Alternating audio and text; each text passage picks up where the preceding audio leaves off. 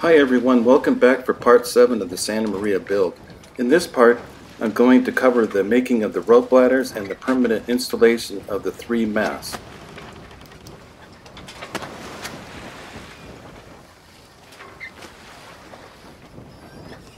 The first thing I needed to do was finish the assembling of the rope blocks and then installing the main mast and the standoff.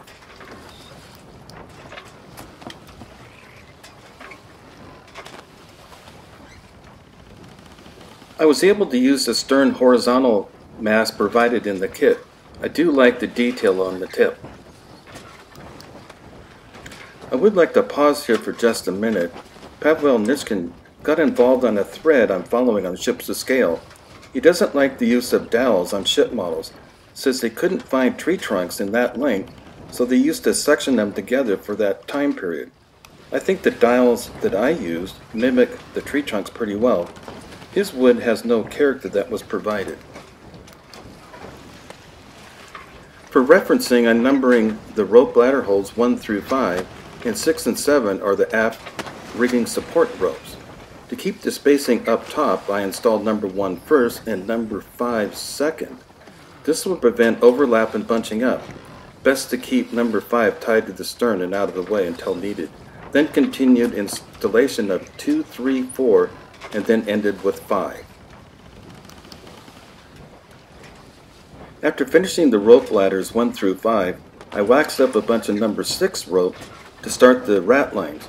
As many of you do know, this is a long, tedious process. I did lose count of how many knots I did tie. The plans do reference the clove hitch knot.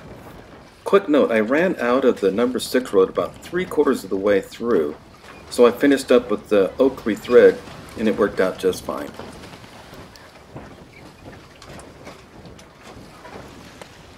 At this point, I noticed that the main mast was a little bit off-center.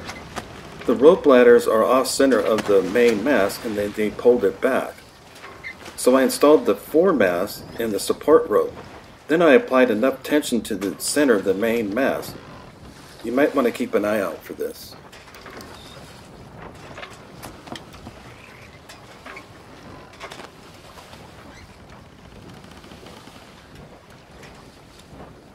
I haven't installed the rudder yet. I'm waiting as long as possible. I'm still using the slip blade and the rotation of it. It's still coming in very handy. With the rudder installed, you're locked in for good.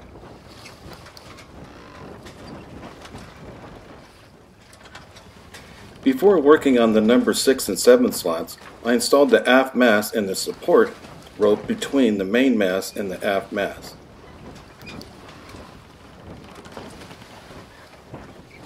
From this point on, I'm going to reference the rigging blocks by their number.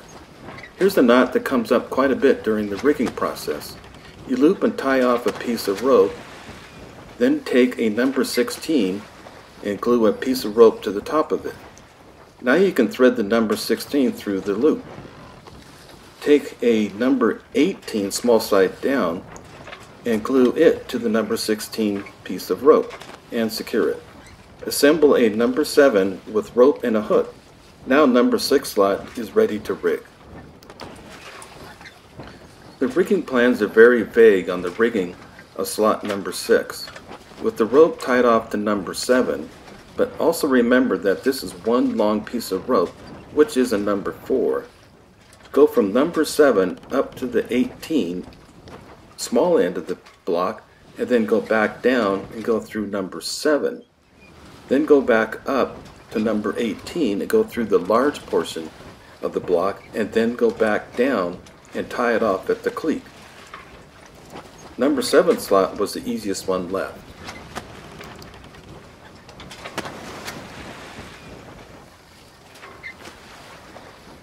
Well, this is going to conclude part 7. I think I'm going to call this phase 1. So part 8 will be phase 2 of the rigging, which will include the main mast, foremast, and the bowsprit. And for phase 3, video number 9, will include the aft mast rigging, the rudder installation, and the anchor, which I'm going to be going way off script on the anchor. So thanks for watching, and we'll see you back for phase 2.